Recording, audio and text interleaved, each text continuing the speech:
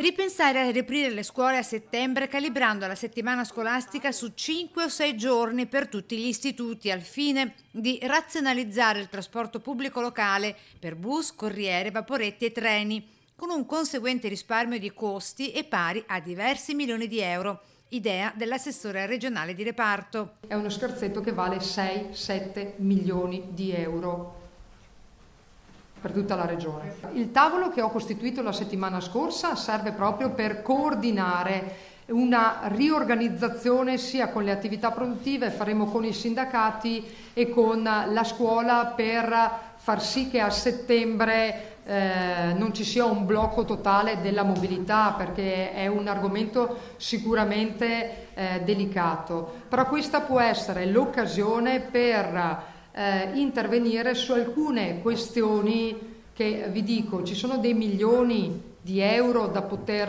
risparmiare nel trasporto pubblico locale che fino ad oggi sono stati spesi ma che non ci possiamo più permettere di spenderli, ed è sempre legato alla scuola. Tavolo che potrebbe essere convocato già dalla prossima settimana con tra i soggetti interessati ANCI Veneto, Unione delle Province Regionali, la città metropolitana di Venezia e il provveditorato all'istruzione sempre regionale. Sicuramente, ed è stato inserito nel piano trasporti, la rivisitazione della legge 25 del 98 che aveva istituito gli enti di governo eccetera, è sicuramente da rivedere. Trasporto pubblico che con il lockdown e il mancato arrivo di turisti in tutto il Veneto vede un buco di 150 milioni di euro, cifra che riguarda in buona parte Venezia. 96 milioni che arrivano da biglietti ordinari, per lo più turistici.